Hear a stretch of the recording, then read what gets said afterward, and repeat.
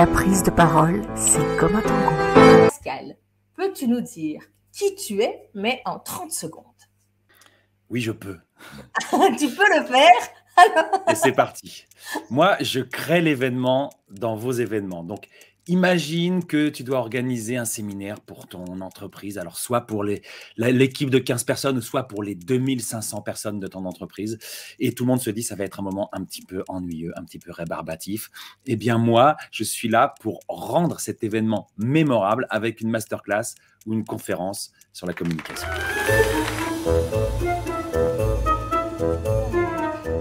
Est-ce que tu ne viens pas d'utiliser quelque chose d'assez particulier dans ton pitch? Ouais. Bah oui, tu as entendu, j'ai utilisé le mot « imagine ». Oui. Et c'est vrai que dès qu'on utilise le mot « imagine », soit on pense à la chanson de John Lennon, soit on arrive à se projeter par cette injonction. Je te dis « imagine », donc bah, tu n'as pas trop le choix, tu imagines. Et là, en plus, juste derrière, je te place dans une situation que tout le monde a rencontrée, c'est-à-dire le séminaire d'entreprise où on attend que ça passe. Et donc, forcément, je fais ressentir une émotion qui est une émotion un peu négative, l'émotion de l'agacement, de l'ennui, voire de l'inquiétude. Et bam, je crée le contraste en disant, bah ouais, bah moi, je viens rendre ce moment mémorable avec ce que j'apporte. Donc, j'utilise l'imaginaire et j'utilise les émotions de mon auditoire en 30 secondes. Est-ce que tu penses que tout le monde est capable de le faire? Comment est-ce que c'est important d'utiliser ce que tu viens de nous dire, donc actionner les émotions, l'imaginaire? Je pense que tout le monde est capable de le faire et qu'il suffit d'y penser. Et que pour pouvoir y penser, il faut le savoir. C'est vrai que si tu demandes à quelqu'un de se présenter, assez naturellement, la personne va te dire, bon, bah, alors voilà, moi, je m'appelle Pascal, donc bah, mon métier, c'est d'aller dans des séminaires et de proposer une conférence sur la communication. Et donc, après, les gens, ils sont contents. Et voilà. Et donc là, effectivement, tu vois, je ne propose aux gens qui sont en face de moi rien du tout, à part juste quelques informations sur qui je suis et ce que je fais. Et si on pense que on a ce devoir de faire vivre une émotion à son auditoire en face de soi quand on prend la parole, alors on peut utiliser les techniques pour y arriver, tout simplement. Est-ce que tu as un tips, un outil qui pourrait aider les personnes qui ont le sentiment qu'ils n'ont pas d'émotion, en tout cas, qui n'ont pas la possibilité de les exprimer sur scène ou quand ils parlent? Qu'est-ce qu'ils pourraient faire? Qu'est-ce qu'ils pourraient faire déjà? La phrase, tu sais, j'ai pas d'émotion, tu te dis, bon, bah, en fait, tu es un psychopathe alors. En fait, tu es un tueur en série. Si tu n'as pas d'émotion. Donc, la personne te dit, non, ah non, je suis pas un tueur en série. Donc, on ressent toutes et tous des émotions, ça, on est d'accord. Enfin, assez rapidement, tu peux dire, bah oui, mais alors, les émotions, quand même, il y a la joie, la colère, la peur, la tristesse, la surprise, le dégoût. Tu n'as jamais ressenti ça? Ah bah si, effectivement. D'accord. Donc, très bien. Donc, tu ressens des émotions. Mais peut-être que la question qui est derrière, c'est « Ouais, mais moi, en vrai, mon sujet, il est sérieux, tu vois, c'est un sujet ennuyeux, hein, je parle de chiffres, je parle d'informatique, je parle de trucs comme ça, donc bon, bah, il n'est pas question de parler d'émotions. » Et on se rend compte que si même un chiffre, un chiffre qui est le bas du tableau que tu présentes au comité de direction, au comité exécutif, rien que prononcer ce chiffre, c'est créer une émotion en fonction de si c'est un bon chiffre ou si c'est un mauvais chiffre.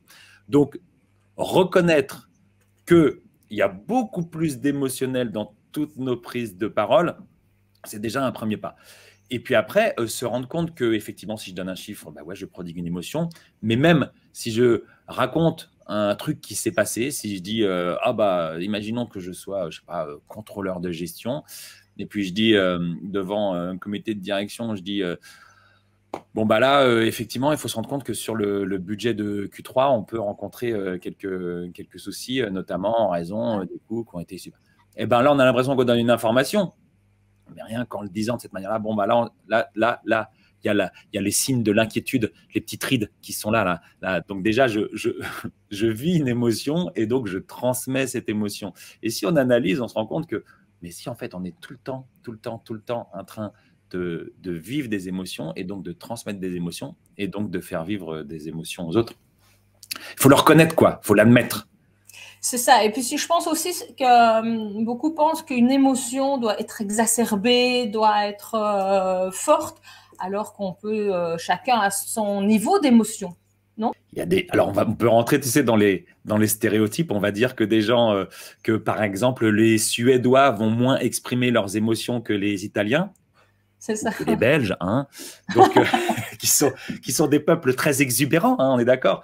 Donc, bon, en fait, peut-être qu'il y a déjà culturellement, effectivement, il y a des endroits où on va plus ou moins exprimer les émotions, et puis ça dépend aussi des individus.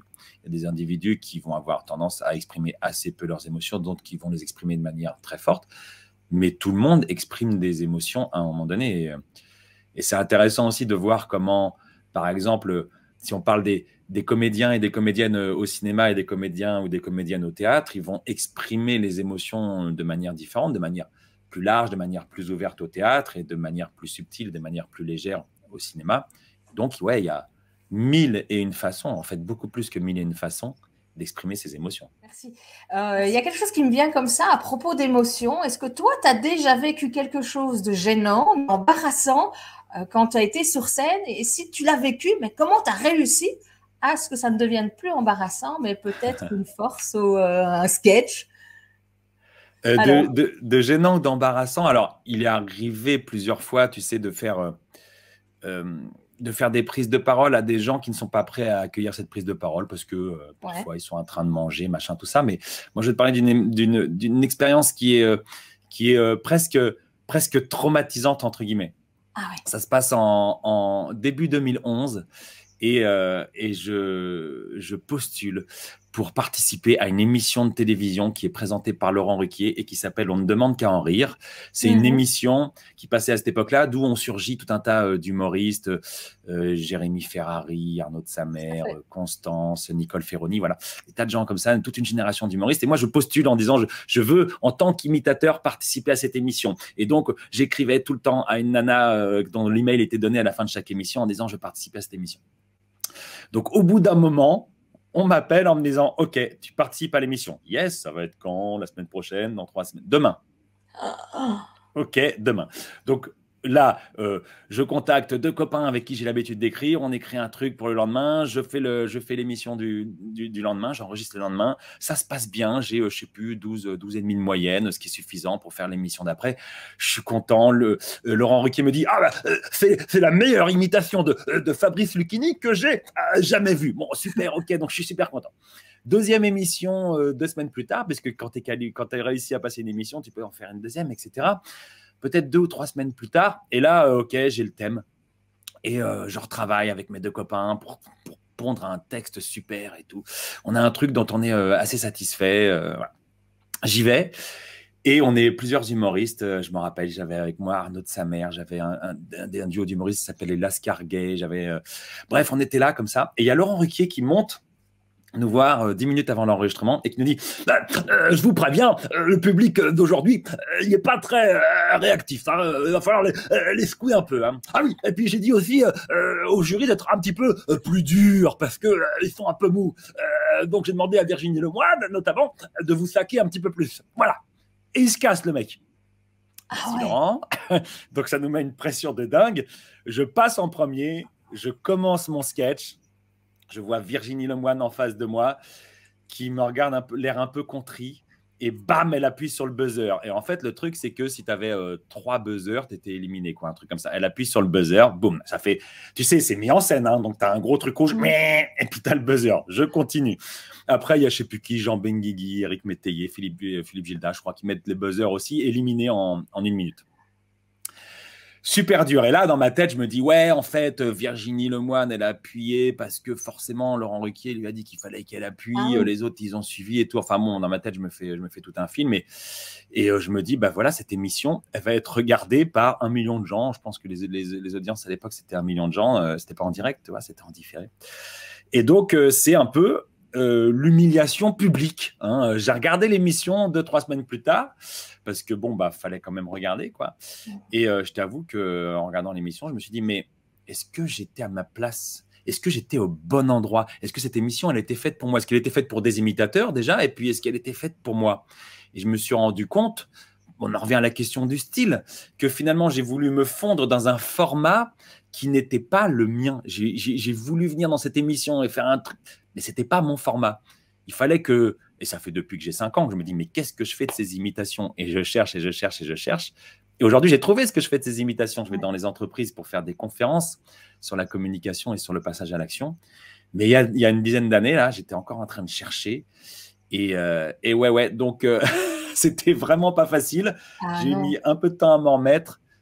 Mais ça fait du bien parce que finalement, ça fait avancer. OK, c'est peut-être d'une banalité affligeante, mais c'est le genre d'échec dont on se relève pour avancer derrière, quoi. Ouais, je voudrais rebondir sur quelque chose que tu as dit. Il faut quand même se connaître. Parce que c'est effectivement, comme tu dis, c'est un sacré échec. C'est pas juste devant 2 personnes. C'est pas que une personne qui n'appréciait pas ce que tu fais. Et ce qu'il est quand même important de se connaître avant d'oser prendre la parole ou de communiquer sur une scène ou face à des groupes. Ouais, c'est très important de se connaître. Et notamment, tu sais, on le fait dans les accompagnements. Je ne sais pas si tu utilises cet outil-là, mais moi, ce que je fais, c'est que je filme les gens. Oui. Et donc, des gens qui, dans une formation prise de parole, dans un accompagnement prise de parole, doivent prendre la parole bientôt sur tel ou tel sujet, peuvent avoir des freins, des peurs ou pas. Et les filmer, bon, déjà, il n'y a personne qui aime ça. Hein. Tu dis, je vais vous filmer. Et là, ils te font, oh non, j'ai jamais eu personne qui a fait. Mais yes, tu vas me filmer, Pascal. C'est super, j'adore. Non, personne ne dit ça. Donc, tu commences à filmer la personne et tout. Et après, les gens te disent, mais du coup, on va regarder? Ah bah oui, je n'étais pas filmé pour montrer à ma femme et mes enfants le soir. Hein. C'est vraiment pour que toi, tu regardes, quoi. Donc, la personne se regarde. La personne se regarde. Et donc, elle apprend à se connaître en tant qu'oratrice, en tant qu'orateur, ce qu'elle ne connaissait pas forcément. Donc, elle se regarde. Et souvent, d'ailleurs, le débrief, c'est « Ah, mais en fait, c'est mieux que ce que je pensais. Parce que j'avais l'impression de faire comme ci, de faire comme ça. J'ai l'impression d'être hyper stressé. En fait, non, j'en vois pas de stress. » Donc, une des premières étapes pour se connaître en tant qu'oratrice, en tant qu'orateur, c'est de se regarder. Et évidemment, le seul moyen de se regarder, c'est de se filmer. C'est aussi d'avoir un feedback des personnes autour de soi. On peut prendre la parole en famille, voilà, avoir un feedback des proches, l'écouter, se dire ok, je comprends que ça je le fais bien, ça je le fais un peu moins bien, ça je peux travailler dessus, donc ok, travaillons dessus. Donc se connaître, c'est d'abord se voir, c'est se connaître en tant qu'oratrice, en tant qu'orateur, et puis il y a aussi se connaître en tant qu'être humain. Oui. Et là, on rentre dans des facteurs qui sont des facteurs plus psychologiques. Si j'ai des freins, si j'ai des peurs sur la prise de parole, à quoi est-ce qu'ils sont dus? Est-ce que j'ai eu des expériences traumatisantes sur le sujet, comme celle que je viens de raconter? Qu'est-ce que je peux faire pour ça? Je peux comprendre aussi que tout ce qui fait peur, on peut s'améliorer sur ces sujets-là en se confrontant à nos peurs petit à petit, et donc travailler dessus. Donc, se connaître en tant qu'oratrice, en tant qu'orateur, se connaître en tant qu'être humain, je pense que c'est indispensable pour réussir à devenir à minima une bonne oratrice ou un bon orateur. Et puis, ne mettons pas de barrières, ne mettons pas de limites. Devenons toutes et tous des oratrices et des orateurs extraordinaires. Ça nous permet de dire que peut-être c'est pas contre nous qu'on va être en désaccord, mais peut-être de ce qu'on partage. Parce que souvent, j'ai le sentiment qu'on confond un petit peu, oui, mais on me critique. Mais non, c'est pas toi qu'on critique. C'est peut-être le discours que tu as partagé dans lequel les gens ne se retrouvent pas. Qu'en penses-tu? Ah oui, tu sais, c'est ces choses-là qu'on prend personnellement. Ouais. Et c'est vrai qu'une fois qu'on l'a dit, on se dit, bah ouais, c'est vrai, des fois, on ne devrait pas prendre personnellement telle ou telle chose parce que tu as raison, des fois, c'est juste ce qu'on dit et des fois, ce qu'on dit, en plus, ce n'est pas nécessairement ce qu'on pense. Ce serait génial si on pouvait donner vraiment exactement le fond de sa pensée, mais malheureusement, on sait que la réalité en entreprise, c'est que des fois, on fait passer des messages d'au-dessus, on les fait passer en dessous, entre guillemets, et puis des fois, ce n'est pas exactement ce qu'on pense. Donc, oui, parfois, on prend les choses personnellement alors qu'on ne devrait pas. Et en plus, je n'ai pas de solution idéale contre ça, à part réussir à changer d'état d'esprit ou réussir à changer de perspective. Mais il y a des gens, et moi j'en fais un peu partie d'ailleurs, qui ont tendance à prendre personnellement les choses alors qu'ils ou elles ne devraient pas. Et je crois que c'est finalement en vieillissant un petit peu, en maturant un petit peu, en devenant un peu plus, en prenant un peu plus de recul par rapport aux choses, qu'on finit par prendre des choses un peu moins personnellement. Mais ce n'est pas facile. Alors il faut se raisonner. Mais il y a toujours ce combat entre les émotions qu'on ressent et puis la raison qui nous dit « Non, tu ne devrais pas ressentir ça. » Bah oui, mais je le ressens. « Mais tu ne devrais pas ressentir ça. » Bah oui, mais je le ressens. Mais c'est aussi à force de la pratique. Plus tu vas pratiquer la prise de parole face aux autres, plus aussi tu vas arriver à faire la distinction entre effectivement ton mécanisme peut-être d'avoir toujours peur d'être critiqué. Mais moi, je pense que c'est aussi la pratique. Oui, non, mais dans toute discipline, finalement, la pratique nous permet à la fois de nous améliorer et de prendre du recul sur ce qu'on fait. Donc, c'est ce que moi j'appelais la maturité. On va appeler ça aussi la pratique. Et si on mature en pratiquant, alors ouais, on s'améliore. Alors on prend les choses moins à cœur. Mais bon, il y a des tempéraments aussi. Il y a des tempéraments aussi. Alors la communication, c'est pas juste parler, c'est pas juste les émotions, il y a aussi le verbal. Est-ce que tu y accordes de l'importance? Beaucoup de gens disent oh je sais pas quoi faire de mes mains, je les bouge trop. Et puis tu sais, tu as la fameuse position où les gens aiment bien de rester un peu comme un robot ou comme un dinosaure. Le dinosaure, ouais. Oui, c'est ça, c'est ça, le fameux, c'est ça, tout à fait, le fameux dinosaure. Alors c'est important, évidemment, d'avoir une bonne corporelle. Quelle astuce pour se sentir à l'aise dans son corps sans avoir l'impression qu'il est de trop? Ouais. C'est vrai, je trouve que c'est bien résumé. Se sentir bien dans son corps sans avoir l'impression qu'il est de trop. T'imagines des gens qui diraient non, mais moi je veux bien parler, mais par contre sans corps. Voilà, moi je trouve ça vachement bien. Et ce qui est intéressant, c'est que finalement, tu vois, les gens quand ils sont à la machine à café ou qui parlent avec leurs collègues, il n'y a jamais personne qui se pose la question des mains, quoi. Tout le monde s'exprime plus ou moins avec les mains, tout va bien. Et boum, dès qu'on les met dans une salle, même dans une salle de réunion avec 4 personnes, ou dans un grand amphi avec 250 personnes, on se dit « Ah, mais j'ai des mains, qu'est-ce que je vais en faire ?» Et c'est Louis Jouvet qui disait « Mais écoute, tu as des mains, tu les laisses au bout de tes bras. » Voilà, tout simplement. Alors, c'est facile de dire ça encore une fois, mais moi, ce que je fais parfois dans une formation prise de parole aux gens qui disent « Je ne sais pas quoi faire de mes mains », je dis bah, « Écoute, on va faire une première chose. » C'est que pour éviter que tu les caches, que tu les croises, que tu fasses des tas de trucs avec, tu vas les garder dès ton premier mot au-dessus du nombril. Comme elles seront au-dessus du nombril, bah, elles sont là, quoi. Et du coup, tu n'as pas le choix. Il faut que tu t'exprimes avec. Et après, les gens disent, bah oui, mais du coup, ouais, j'ai cette posture-là, je ne sais pas trop quoi en faire. Et là, je propose d'utiliser ce que j'appelle les gestes métaphoriques, qui sont des gestes qui illustrent tout ce qu'on dit. Aller de l'avant, d'une part, d'autre part, dans sa globalité, ou même des trucs très, très, très, très imagés, quoi. J'étais au téléphone avec un collègue et tout, et puis il me dit, ouais, non, mais là, je suis en train de taper un email. Et en fait, ce sont des gestes qu'on fait assez naturellement, très régulièrement. Et dès qu'on est en prise de parole où on se sent regardé, on se dit, je ne sais plus quoi faire de mes mains. Donc, l'idée, c'est de réussir à contourner pour retrouver le naturel qu'on a perdu parce qu'on est face à des gens. Et donc, se dire, OK, je vais utiliser des gestes métaphoriques, des gestes pour illustrer ce que je dis. Et on retrouve des gens qui s'expriment corporellement et qui, en plus de, comme ils s'expriment corporellement, ils rajoutent une dimension non verbale au verbal, aux mots qu'ils utilisent, qui sont super importants.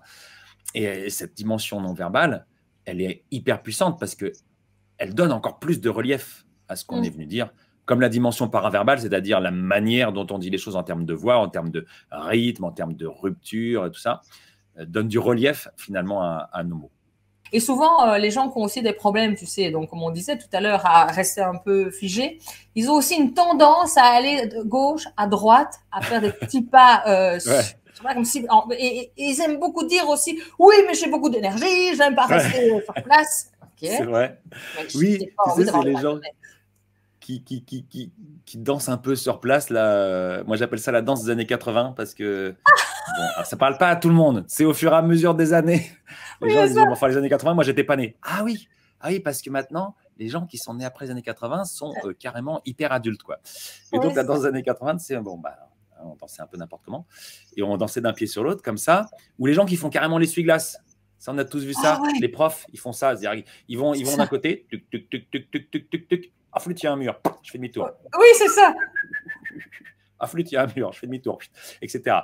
Donc là, on travaille ce qu'on appelle l'ancrage au sol. C'est un mot que tous les gens qui font de la prise de parole et tous les gens qui font du spectacle et tous les gens qui font des arts martiaux aussi connaissent. Oui. C'est l'ancrage au sol avec cette idée d'avoir les deux pieds bien reliés au sol comme un arbre qui s'enracine. Et derrière, il y a ce que tu viens de dire, c'est-à-dire, oui, mais moi, je trouve ça bizarre parce que effectivement, moi, j'ai plein d'énergie et donc, ce qui se passe, c'est que là, je me sens hyper bloqué. Et moi, je dis, mais cette belle énergie que tu as, tu peux faire deux choses avec. Une, tu peux la faire remonter dans le haut du corps pour l'envoyer à ton auditoire. Tu vois, tu envoies ton énergie à ton auditoire plutôt que de l'envoyer au sol avec tes pieds qui bougent dans tous les sens. Tu la diriges vers ton auditoire et donc il n'y a pas de perte. Et la deuxième chose, c'est que être ancré au sol, c'est pas être interdit de déplacement. Tu peux te déplacer, mais pour aller quelque part, pas juste pour évacuer l'énergie. Tu vas quelque part, tu te réancres et voilà. Et comme ça, en plus, tu occupes l'espace. Et là, avec ce qu'on a dit sur la gestuelle, avec ce qu'on a dit sur l'ancrage au sol et les déplacements, on a déjà un non-verbal qui est hyper efficace. Et moi, ce qui me fait sourire aussi, c'est quand, justement, je leur dis, mais il faut y aller pour une raison. On fait, ah, je peux. Oui, je peux. Ouais. Tout, tu peux. Comme si, alors, des fois, là, j'ai l'impression qu'on a le sentiment que la prise de parole, la communication, c'est figé. Ça doit rester droit et qu'on ait des petits-enfants qu'on a mis sur une scène et puis il ne faut pas faire trop de bruit, alors que c'est l'inverse. Mais oui, c'est exactement ça. J'aime bien le côté où tu dis, bah oui, je peux.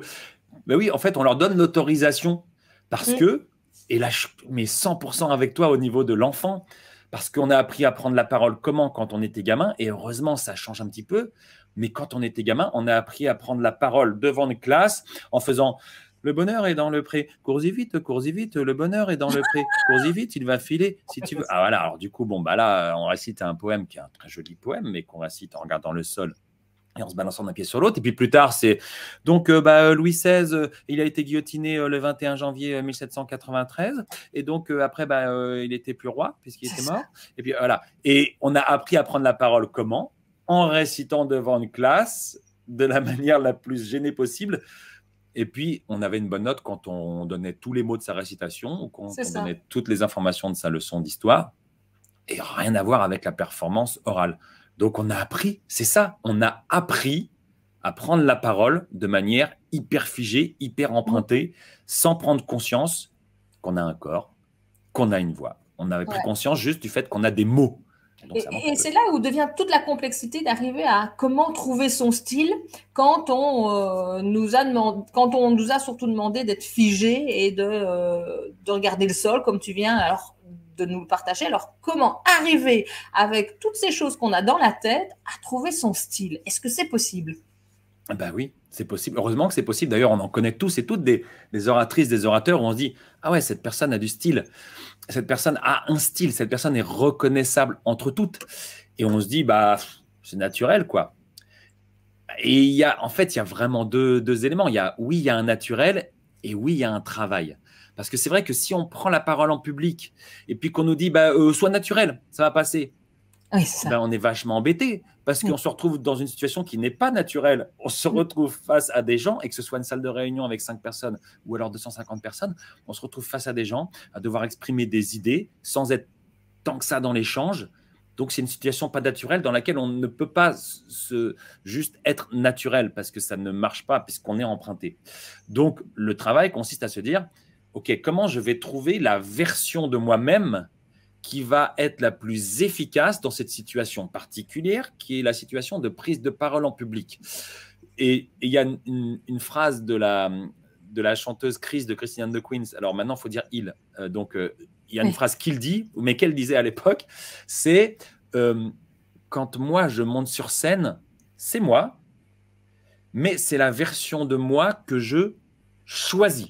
Et donc, c'est encore plus moi.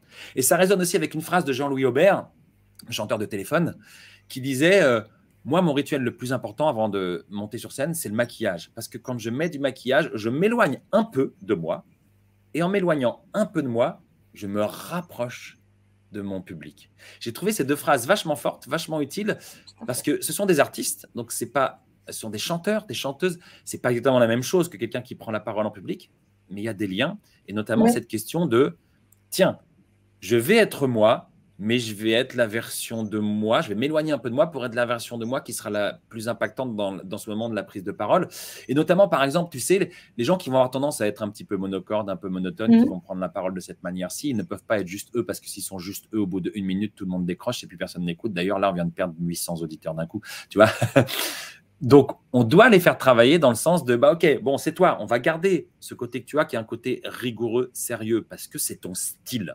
Mais pour compléter ton style, on va travailler aussi quand même autour de créer des variations, de créer des silences, d'aller des fois plus vite, et puis d'aller des fois un peu moins vite, et puis de parler des fois un peu plus fort, et de parler des fois un peu moins fort. Et ça, c'est de la technique. Et donc, ton style, qui est le style rigoureux, qui est le style je transmets des informations et je passe pour quelqu'un d'expert dans mon entreprise, par exemple, eh ben, en plus, on va y rajouter une touche de style passionné. Et donc, à ta rigueur, va s'ajouter ce côté un peu passion, et donc, ça sera encore plus fort. Tu vas te rapprocher encore de ton auditoire. Tu vas t'éloigner un petit peu de toi, mais tu vas te rapprocher de ton auditoire. Donc, trouver son style, c'est partir de, on va dire, par exemple, les 3 qualités qu'on nous donne habituellement. Par exemple, moi, trouver mon style, ça va consister en garder le côté sympa, drôle et expert, et puis y ajouter les choses qui vont peut-être me manquer en tant qu'oratrice, en tant qu'orateur de base. Par exemple, la structure, être hyper structuré, c'est quelque chose que j'ai appris, et maintenant, ça fait partie de mon style, mais ce n'est pas quelque chose qui faisait forcément partie de mon naturel. Donc, le style, c'est le naturel rehaussé. C'est la meilleure version de notre naturel qu'on doit retrouver. Et ça met sûrement un peu de temps à se trouver, et ça mérite aussi d'être à l'écoute de se regarder, d'être à l'écoute des feedbacks que nous font les autres, de se faire accompagner sur la prise de parole pour trouver ce style qui va être celui qui va le plus impacter dans la prise de parole. Et c'est ça qui fera la différence. C'est oser être en fait qui on est, mais ça se travaille. Voilà. C'est paradoxal, hein. Et c'est d'ailleurs, finalement, des fois, on regarde les débats qu'il peut y avoir sur LinkedIn ou entre gens qui accompagnent sur la prise de parole. Et j'ai participé à tous ces débats, bien sûr, sur le naturel, sur l'authenticité, sur être soi-même, sur pas être soi-même. On se rend compte qu'on dit à peu près toutes et tous la même chose, mais qu'on le dit parfois avec des chemins différents et que du coup, on a l'impression qu'on est en opposition. Il faut être naturel quand on prend la parole. Ah non, il ne faut pas être naturel quand on prend la parole. Il faut être authentique quand on prend la parole. Mais non, il ne faut pas être authentique. Mais c'est quoi l'authenticité? Ah ben, on a oublié de se poser la question. Ah bah oui, d'accord. On va peut-être se poser la question d'abord et on va y arriver. Mais je crois qu'on accompagne toutes et tous avec cette idée de sublimer les gens qu'on a en face de nous, de prendre cette matière brute et cette matière brute d'en faire voilà, de prendre de la glaise brute et d'en faire la Vénus de Milo. Mais c'est de reprendre plaisir. En tout cas, moi, c'est mon grand cheval de bataille, c'est prendre plaisir à prendre la parole. Ouais. Oui, le plaisir, c'est essentiel, évidemment. Si on fait une activité avec plaisir, on aura d'autant plus envie de s'améliorer et d'autant plus envie de la faire bien. Il y a des gens pour lesquels c'est à la base pas un plaisir. Peut-être des gens qui vont avoir un naturel plutôt introverti et pour qui la ressource principale n'est pas de communiquer avec les autres, mais la ressource principale est plutôt de communiquer avec soi-même. Et ces gens-là peuvent finir par prendre plaisir à prendre la parole parce que, un, ils voient l'impact de ce qui se passe. Deux, il y a une satisfaction personnelle aussi quand tu prends la parole et que quelqu'un vient te voir après en te disant « c'était mais génial, quoi. Franchement, j'ai adoré ». Bon, bah, forcément, on a un ego, donc on a un plaisir personnel à avoir des retours qui sont ultra positifs et on va rechercher ces retours ultra positifs derrière. Donc, ouais, tu as raison, c'est indispensable cette histoire de plaisir. Ça ne vient pas forcément tout de suite. Et tu le vois dans des formations prise de parole, des gens qui arrivent en disant moi, j'aime pas ça. J'aime pas ça, mais je sais que je vais devoir le faire, donc bon, moi, j'y vais. Et puis, tu as les gens aussi qui disent bon, moi, j'aime pas ça. Mais bon, moi, N+1 m'a obligé à y être, donc j'y suis. Et puis, tu as les gens qui disent moi, j'aime pas ça, mais j'ai envie d'y arriver, donc j'y vais. Et bon, bah, ces trois-là, il faut réussir à les emmener vers le plaisir et ils en prennent. Là, je pense que tu es un spécialiste aussi des couleurs. Est-ce que ça a l'importance de connaître sa couleur? Et dis-nous d'abord, qu'est-ce que c'est ces couleurs? Alors, c'est le modèle DISC pour mieux se connaître et pour mieux communiquer. Donc, on est exactement aussi dans des ressources qui vont nous servir pour la prise de parole en public. Le modèle DISC des 4 couleurs, c'est un modèle qui s'intéresse à nos comportements. pas à nos compétences, pas à nos valeurs, juste à nos comportements, donc la manière dont on communique. Et ce modèle distingue 4 couleurs, 4 manières différentes de communiquer. Tu as le D rouge de la dominance, c'est des gens qui sont sur deux, rapides, directs. OK, on commence la réunion, on a 3 points à aborder. Voilà. Tu as les gens qui ont la couleur verte, c'est le S de la stabilité. Donc, c'est en opposé. C'est vraiment des gens pour lesquels c'est l'harmonie qui est importante. On va essayer de faire en sorte que tout le monde aille bien. Bon, bah, j'espère que tout le monde va bien pour ce début de réunion.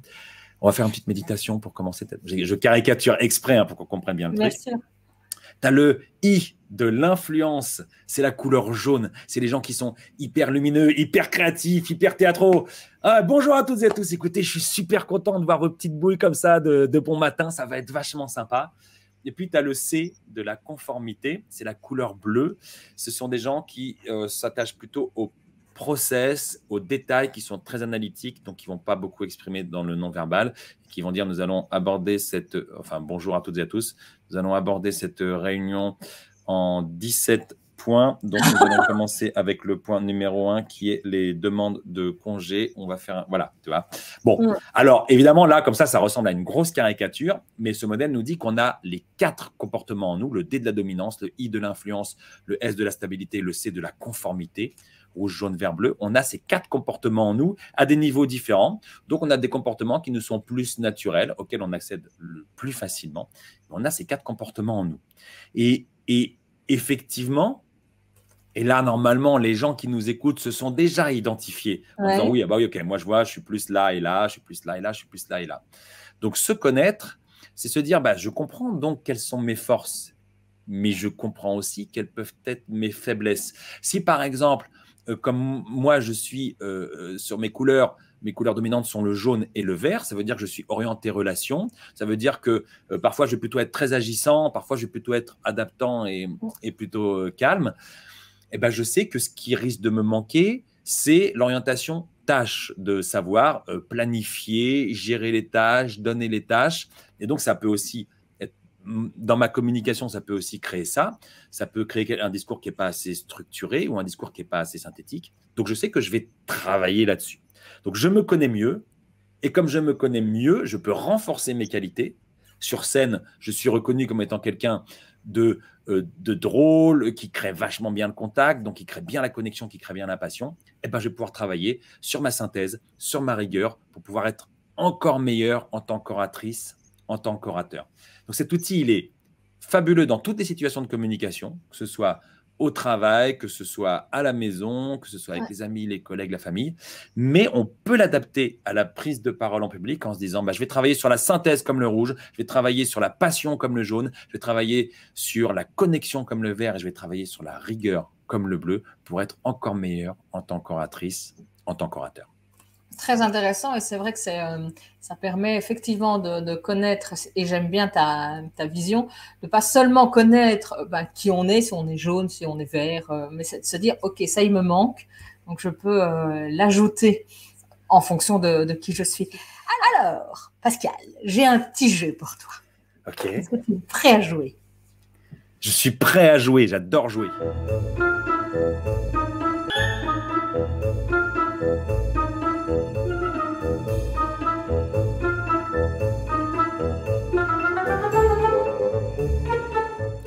Zinzolin, cornichon et flagorné, c'est ça? Allez, c'est parti. Dans son terrier, le zinzolin s'ennuyait. Il avait décidé que la vie ne méritait pas d'être vécue. Il mangeait des cornichons, des gâteaux et aussi des bonbons. Au fur et à mesure que le temps passait, il grossissait. Un jour, le printemps arriva, il décida de sortir de son terrier. Mais il ne pouvait point s'y en échapper, car devenu trop gros, il était coincé. Un renard passe par là et le voit ainsi embourbé dans cette posture peu valorisante et lui dit « Écoutez, mon bon, il va falloir être patient, mais pendant ce temps-là, je vais passer par derrière et vous voler votre terrier. » Le zinzolin, je crois que c'était ça, le zinzolin était fort en colère et décida qu'il allait patienter pour réussir à enfin s'échapper. Mais pour patienter, il fallait que le renard ne s'échappât point. Et donc, il fallait l'occuper. La flagornerie fut le bon chemin pour y arriver. Pendant des heures et des heures et des jours et des jours et des semaines, le zinzola flagorna le renard, qui ne pensa plus à lui piquer son terrier. Au bout d'un moment, n'ayant plus rien mangé, le zinzolin reprit sa forme initiale et put réintégrer son terrier. Moralité, là, j'en ai pas vraiment, mais flagorner, des fois, c'est utile. Ouais, bravo, bravo. Merci, merci. Mais est-ce que tu sais ce que c'est que zinzolin? Mais pas du tout. Eh ben, zinzolin, c'est une couleur violette rougeâtre. Tu sais, c'est un peu le coucher de soleil quand il y a tout. Ah oui, d'accord.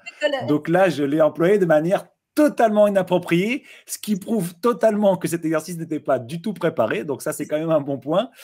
Et puis, les gens qui nous écoutent, les 4 millions de personnes qui nous écoutent en ce moment, ne sauront pas non plus ce que c'est que zinzolin. Ah peut-être que les Belges, c'est peut-être une couleur utilisée que par les Belges. Non, pas du tout. J'ai cherché des mots hyper compliqués, justement, pour voir ce qu'on peut créer. Alors, ce que tu as fait, c'est quand même, je te félicite, parce que ce n'est pas du tout évident. En plus, j'ai été vache, je t'ai demandé une fable. Ce qui est encore plus compliqué. Comment peut-on arriver quand on a 3 mots? Parce que ça peut arriver. On peut se trouver dans une réunion, on peut se trouver en prise de parole et qu'on se trouve à devoir improviser parce que le patron n'est pas là ou pour telle ou telle raison. Comment on peut arriver à faire de l'improvisation et que ça reste naturel comme si de rien n'était? Alors, moi, je pratique l'improvisation théâtrale depuis 1996, depuis que j'ai 20 ans. Ah oui.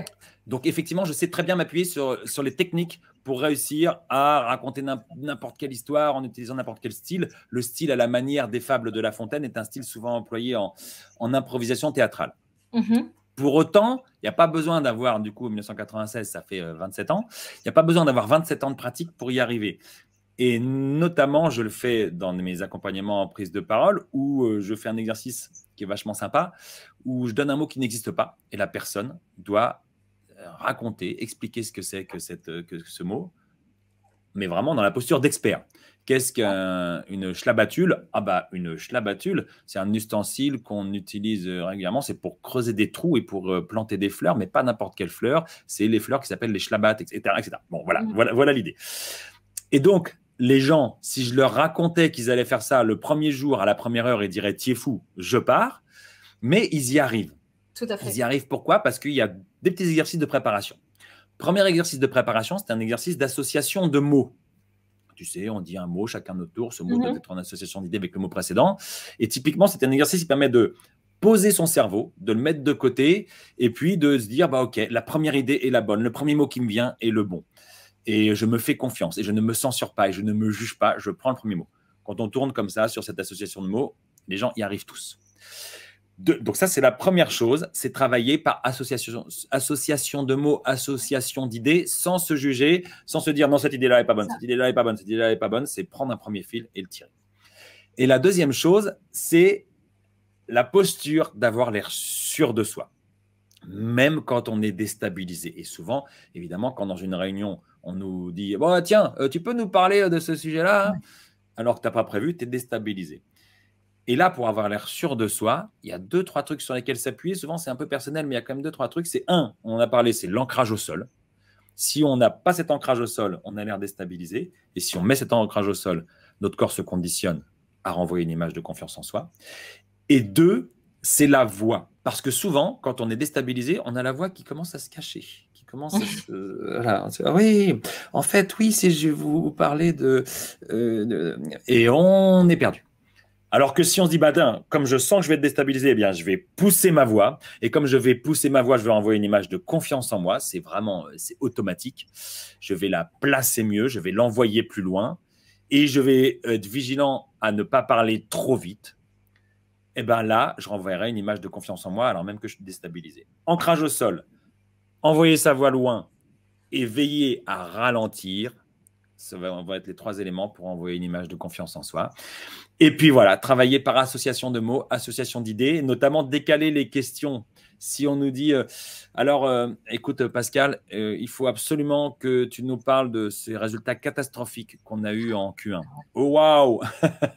Là, tu es hyper déstabilisé. Bon, on crache au sol, je vais envoyer ma voix, je vais porter ma voix loin, je vais parler assez lentement. C'est vrai que les résultats en Q1 ne sont pas excellents. On peut voir ce qu'on a fait en Q2. Parce que sur Q2, on a mis en place telle et telle action. Et en fait, par association, Q1, Q2, boum, Q2, tiens, c'est le bon fil, je vais tirer ce fil. Alors que si j'avais pas eu cette présence d'esprit d'associer les idées, je serais resté sur Q1. Oui, non, mais c'est vrai que sur Q1, ça n'a pas été terrible. Alors après, il faut voir aussi qu'on a quand même eu, parce qu'il y a eu l'absence de Béatrice, il y a Karim qui n'a pas été là pendant un bon moment parce qu'il était en congé paternité. Et là, on rentre dans la justification, et là, c'est fini. Les gens font, allez, c'est bon, allez, virez. J'exagère un peu, mais c'est ça. Mais de toute façon, c'est comme on disait tout à l'heure, c'est le travail. Parce qu'on va aussi permettre à notre cerveau d'être rassuré, de se dire qu'on a la capacité de pouvoir improviser, de pouvoir associer des mots, et c'est-à-dire de pouvoir chaque fois pouvoir continuer la conversation. Il n'y a pas de secret en fait. Travailler. Il n'y a pas de secret, c'est le travail. Et il y a aussi ce truc de, tout simplement, quand on ne sait pas répondre à une question, dire qu'on ne sait pas répondre à une question plutôt que de raconter n'importe quoi. Mais il y aura une différence entre dire je suis désolé, je sais pas répondre, mais je vous dirai ça lundi. Et je suis désolé, je ne sais pas répondre à cette question, mais par contre, je reviens vers vous d'ici lundi avec une réponse complète et circonstanciée.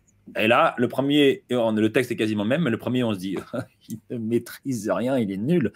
Et le deuxième, on se dit, ok, cette personne maîtrise. C'est horrible, hein, parce que les deux ont le même niveau de compétence. Tout à fait. Mais l'image qu'on renvoie est super importante. Tu as d'ailleurs écrit aussi un livre avec une quantité d'exercices. Peux-tu nous en parler? Et qu'est-ce qui fait que ce livre est différent des autres livres? La différence qu'il va avoir avec d'autres livres, c'est que je prends la prise de parole peut-être à un sens un peu plus large. Et notamment, j'ai un chapitre sur la prise de parole avec PowerPoint. J'ai aussi un chapitre sur la prise de parole en anglais. Et aussi que je fais énormément le lien entre la prise de parole et le théâtre, l'improvisation théâtrale, tout ce qui est art de la scène. Et j'utilise des livres que j'ai lus sur l'improvisation théâtrale, qui sont des livres assez fondateurs pour moi sur l'impro. Et je fais le lien entre ces livres-là et tout ce qu'on peut dire sur la prise de parole en public. Donc, c'est un angle un peu différent.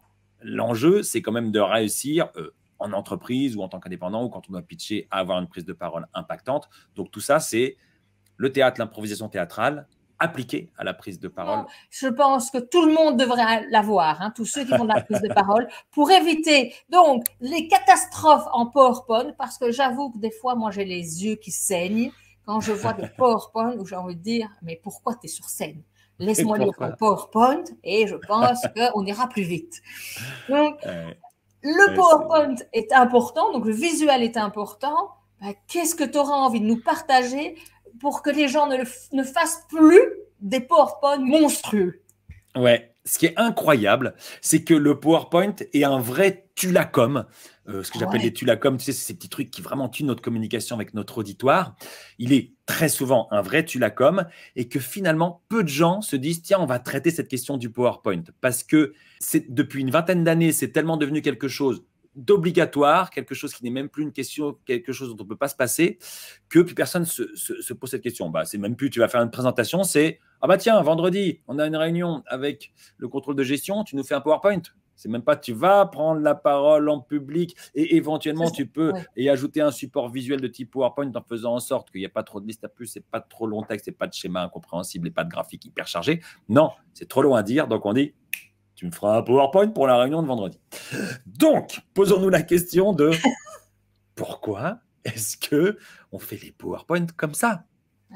Pourquoi est-ce que dans 90% des cas, la personne se met sur le côté, montre son PowerPoint un peu comme si elle était Miss ou Mister Météo et se laisse remplacer par un logiciel? Et j'ai vu tellement de fois des gens qui sont bons dans leur prise de parole, qui, dès qu'ils ouvrent le diaporama, s'effacent complètement et disparaissent, que ça me chagrine, quoi. C'est triste.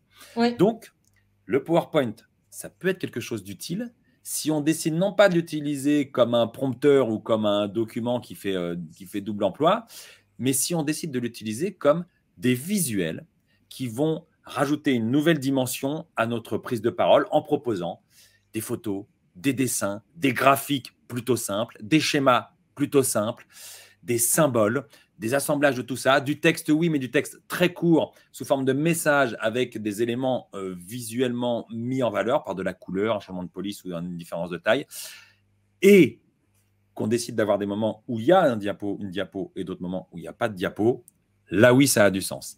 Si on utilise PowerPoint pour nous remplacer, là, ça n'a pas de sens parce que ça exactement ce que tu dis, c'est pourquoi tu viens sur scène alors? Je veux dire, moi, je me mets en pyjama, tranquille, pijou-pilou, en regardant le match de rugby, et bam, je regarde ton document et j'aurai le même résultat, quoi. Hein. C'est ça. On est tout à fait d'accord. Et ça rend en plus les réunions mais soporifiques. Ouais. Jeff Bezos, le PDG d'Amazon, un jour, il a dit, mais on arrête les PowerPoint, voilà, c'est fini. Maintenant, quand on fait une réunion, chacun écrit, la personne qui anime écrit un mémo d'une page que tout le monde va lire, mais avec des sujets, verbes, compléments et tout, hein, pas de liste à puce, hein, que tout le monde va lire tranquillement en 5 minutes avant la réunion, et boum, après, on fait la réunion. Et donc, on recrée des échanges pour des prises de décision, en fait, beaucoup plus efficaces que juste quand on est au cinéma PowerPoint. Donc, 2 livres que je vous conseille vraiment de lire, qui sont extrêmement bien écrits. Comme vous découvrez Pascal, pour ceux qui ne le connaîtraient pas, avec toute cette énergie qu'il a et sa passion pour la communication, vous la retrouverez sur ces 2 livres. Donc, n'hésitez pas à surtout aller visiter son site pour pouvoir les commander. Alors, Pascal, qu'est-ce que tu as déjà entendu qui t'a fait bondir dans la prise de parole, la communication, où tu en as marre d'entendre toujours répéter la même chose? C'est mon sujet n'est pas intéressant. Ah oui. Tu sais, les gens qui te disent oui, non, mais d'accord, c'est bien tout ce que tu nous dis, mais moi j'ai un sujet qui n'est pas intéressant. Tu sais, c'est vraiment l'aveu de défaite. Donc, de toute façon, les gens vont s'ennuyer. Donc, je suis parti, je pars battu d'avance et je sais que tout le monde va passer une heure absolument pourri parce que mon sujet n'est pas intéressant. Et en fait, il n'y a pas de sujet inintéressant. Il n'y a que des gens qui n'ont pas trouvé le chemin pour rendre leur sujet intéressant. Et le gros défi, c'est l'attention d'un auditoire, d'autant plus en visio, d'autant plus aujourd'hui. Parce que l'attention de l'auditoire, c'est comme un fil, tu vois. Un fil super fin qui, à tout moment, peut se rompre. Donc, considérons que mon sujet, s'il y a des gens qui ont considéré que je devais parler de ce sujet face à d'autres gens, de toute façon, c'est que c'est intéressant. Mais si je viens en me disant, je viens juste donner des informations pas intéressantes, ça ne marchera pas. Par contre, si je viens en disant, tiens, je vais prendre une perspective sur mon sujet et je vais les convaincre, je vais les persuader d'adopter un nouveau point de vue sur mon sujet. Donc, je ne vais pas juste leur donner des informations, non, je vais aussi utiliser des arguments, je vais aussi utiliser des anecdotes, je vais utiliser des chiffres clés, je vais utiliser des analogies qui vont être pertinentes, je vais faire appel à leur vécu pour réussir à les faire passer d'un point A à un point B. Alors, n'importe quel sujet peut être intéressant, n'importe quel sujet peut être intéressant, mais il faut d'abord y croire soi-même. Donc, si tu me dis ton sujet n'est pas intéressant, je te dis faux. Ah ça, je suis bien d'accord. Moi, il y a une chose qui m'énerve, c'est quand on dit « Oh, je verrai bien, je vais à l'impro ». Ah oui, t'as raison. Oui, mais on en revient en fait à ce que je disais sur les 4 couleurs. C'est les gens qui ont un profil très très jaune, donc qui sont assez passionnés, assez théâtraux, qui savent qu'ils arrivent à attirer l'attention, qui savent qu'ils arrivent à capter l'attention.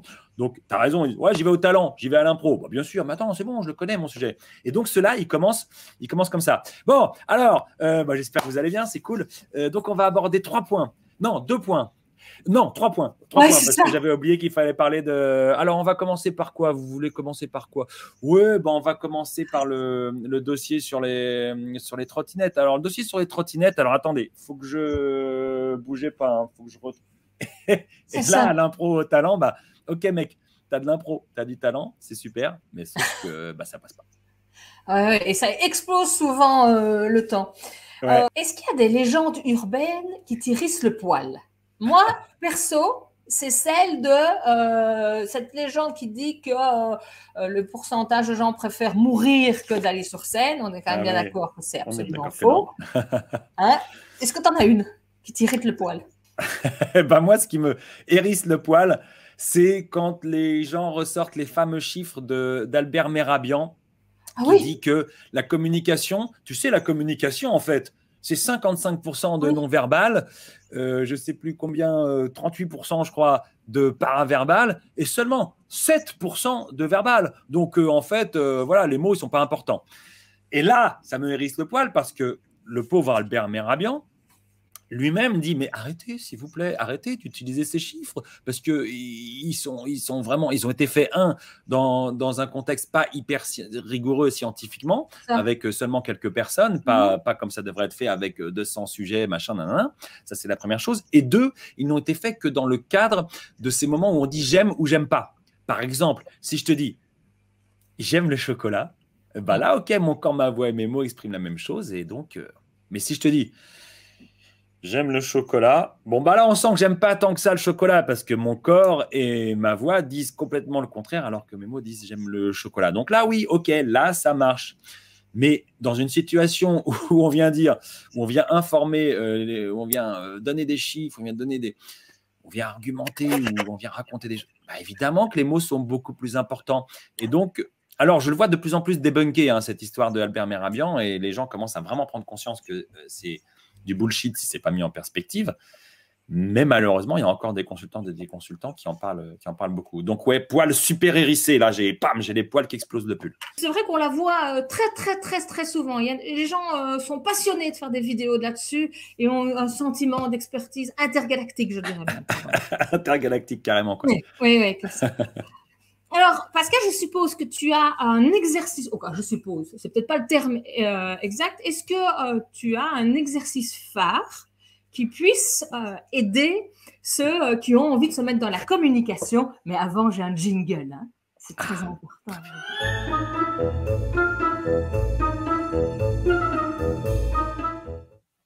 Alors, il y a un exercice phare, mais qui en fait est presque plusieurs exercices et que je pratique quand on est en accompagnement sur la prise de parole en public, c'est le « fais comme si ».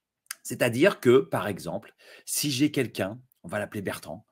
Bertrand, il a du mal à exprimer vraiment avec de l'enthousiasme, avec de l'appui, avec de l'impact, ce qu'il a à dire. Par exemple, je suis ingénieur en informatique, donc mon métier, c'est de traduire en ligne de code des cahiers des charges.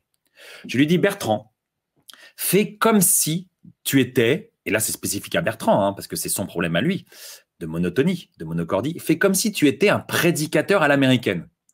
Et là, Bertrand, il me fait, t'es sûr? Ouais, vas-y, on va essayer. Le prédicateur à l'américaine, c'est le mec qui est là. And the Lord will come and he will save every... Ok, je lui dis, imagine ça. Mais je lui dis, tu feras pas ça en vrai, Bertrand, évidemment. Donc, Bertrand, il tente. Et donc, lui, il a l'impression de faire, je suis ingénieur en informatique. Mon métier, c'est de traduire en ligne de code des cahiers des charges. Il a l'impression d'être tout là-haut.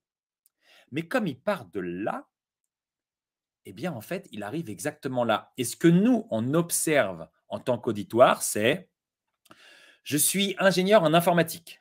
Mon métier, c'est de traduire en ligne de code des cahiers des charges. » Et ça, c'est parfaitement approprié pour une prise de parole. Il a l'impression d'en faire trop, mais en vrai, c'est approprié. Et je l'ai un peu vaguement influencé en lui disant « mais tu ne feras pas ça en vrai » parce qu'en fait, si le reste de l'auditoire dit « si tu peux faire ça en vrai ». Et donc, on est sur cette question qu'on a posée tout à l'heure qui est de « j'ai mon naturel et je vais m'éloigner un peu de ce naturel pour aller chercher, pour aller enfiler le costume de quelqu'un d'autre. » Donc, fais comme si.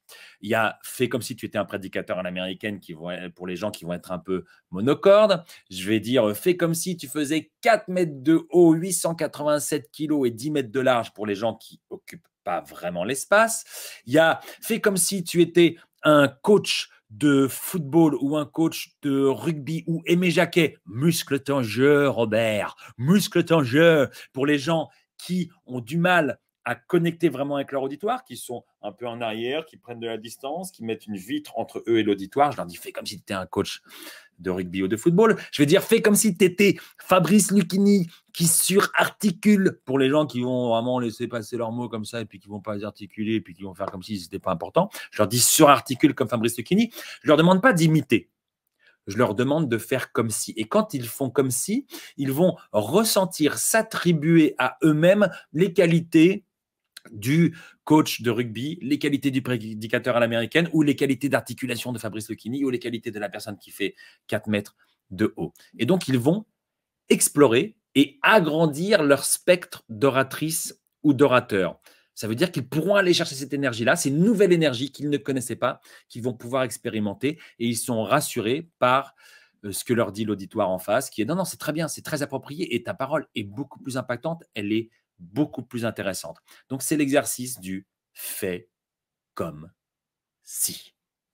Merci beaucoup pour cette pépite d'exercice qu'effectivement tout le monde peut pratiquer en utilisant la caméra aussi. Voilà, exactement. Ses propres feedbacks. Alors, qu'est-ce que c'est pour toi, Pascal, l'excellence? Est-ce que l'excellence existe? L'excellence existe car c'est un mot du dictionnaire. Donc, elle existe. Et l'excellence, c'est quand dans un domaine, tu as réussi à faire partie des, on va dire, 1% les meilleurs. Par exemple, on peut sans hésiter dire que Serena Williams et Novak Djokovic sont excellents en tennis. Voilà, c'est même pas partie des 1% les meilleurs, c'est vraiment les 2 meilleurs joueurs de tous les temps. Donc, en tant qu'oratrice, en tant qu'orateur, l'excellence existe évidemment. Sauf que les critères sont moins objectifs. Il n'y a pas de tournoi du Grand Chelem de prise de parole en public. Mais voilà, il y a des gens qui sont reconnus comme étant excellents dans leur domaine. Donc, l'excellence existe. Et l'excellence est toujours le fruit de 2 choses. 1, la motivation. Et 2, le travail. Motivation, travail. Si on est motivé et si on travaille, on peut y arriver. Pas dans tous les domaines, c'est-à-dire que je ne courrai jamais le 100 mètres en 9 secondes et 58 centièmes comme Usain Bolt parce que je n'en ai certainement pas les capacités physiques et surtout j'ai 47 ans aujourd'hui, donc ça n'arrivera pas, ça non. Mais il n'y a aucune limite physique à devenir une excellente oratrice ou un excellent orateur. Et donc, si on est motivé et qu'on bosse, on peut toutes et tous devenir excellents, donc faire partie du 1% les meilleurs. Tu as même développé une idée qui nous permet de pouvoir encore mieux nous comprendre parce que tu as créé quoi? J'ai créé des courts-métrages sur l'outil dont je parlais tout à l'heure, qui est le disque avec les 4 couleurs. On a décidé, avec deux camarades, de créer des courts-métrages, mais des courts-métrages professionnels. C'est-à-dire qu'on bosse vraiment avec Olivier Maille, qui est réalisateur. Je bosse avec Nicolas Campagne, qui est aussi formateur et comédien.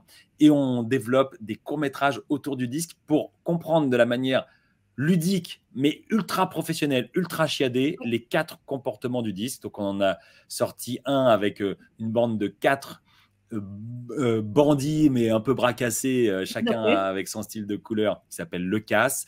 On va en sortir un en novembre 2023 qui va être autour d'une parodie de film d'horreur. Et puis, on a encore plein d'autres idées derrière. Donc, on va en sortir peut-être 4 ou 5. Et ça permet vraiment de rendre hyper accessible et hyper ludique cet outil du disque et puis moi de développer ma notoriété autour du disque puisque je propose beaucoup de conférences et de masterclass sur le disque en plus de la prise de parole et en plus du passage à l'action.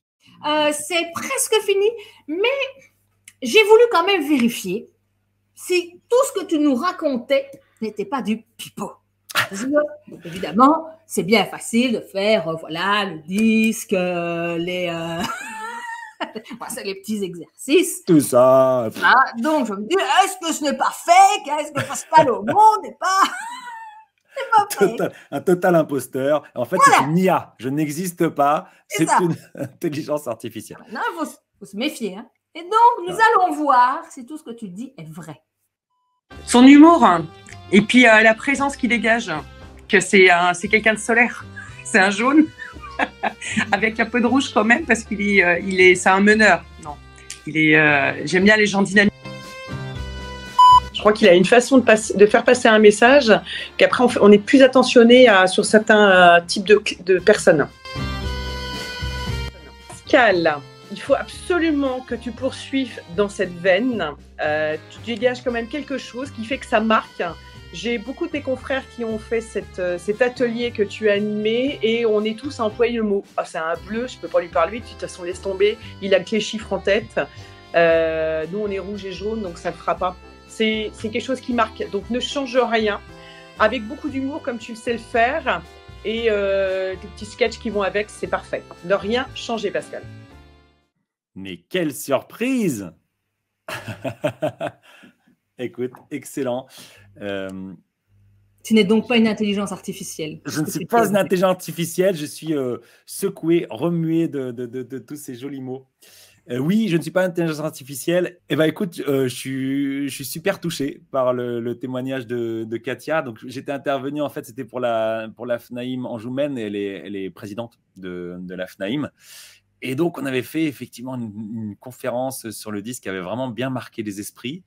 Mais ça fait un moment déjà, ça fait quand même très longtemps. Et merci beaucoup, Katia, de ce témoignage qui me touche vraiment. Bravo d'avoir été chercher Katia pour raconter tout ça. Ben, je trouve que c'est important. Tu offres de ton temps et je trouve que c'est quand même important que tu sois conscient que même après plusieurs mois, peut-être des années, eh bien, les esprits, tu les marques. Donc voilà, c'était ma façon à moi aussi de te remercier d'avoir été là, de nous avoir partagé qu'il faut impérativement prendre conscience que tous les jours nous avons des émotions et que nous pouvons nous connecter à ces émotions, que l'imaginaire est important aussi de communiquer avec des images, des émotions font partie de la communication, qu'il faut prendre le temps du silence, de la respiration, qu'il faut s'ancrer et prendre plaisir à communiquer, qu'il faut faire des gestes métaphoriques.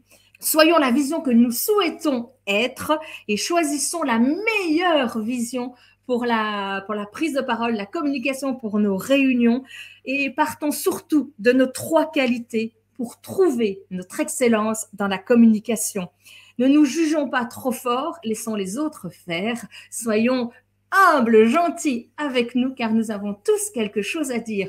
Je te remercie beaucoup Pascal, mais merci beaucoup Anne. De te laisser surtout le mot de la fin. Qu'est-ce que tu aurais envie de dire que tu n'aurais pas eu le temps de dire ou que tu as juste envie de dire là, maintenant? Je vais m'adresser solennellement au ministre de l'Éducation nationale et à tous les ministres de l'Éducation nationale qui vont regarder cette vidéo parce que forcément, elle va être en ligne pendant encore 20, 30, 40, 50 ans, 60 ans, 70 ans.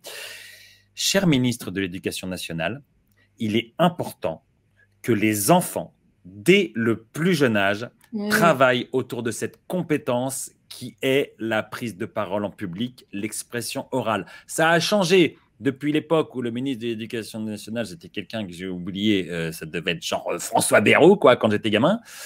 Ça a changé, ça a évolué, mais ça n'évolue pas assez vite. Il faut qu'il y ait des gens qui s'y connaissent, qui viennent aider les élèves à mieux s'exprimer. Ça change, continuons comme ça, mais allons encore plus vite. Il y a un grand oral au bac, ça c'est génial. On peut continuer à aller encore plus vite et encore plus loin là-dessus. Merci, Madame le ministre ou Monsieur le ministre, de m'avoir écouté. Merci beaucoup Pascal, et oui, c'est un message extrêmement important. Je te remercie beaucoup et à très bientôt. Et à bientôt pour une prochaine interview que vous allez voir qui va être tout aussi intéressante. Au revoir. À bientôt. Au revoir. Bonjour.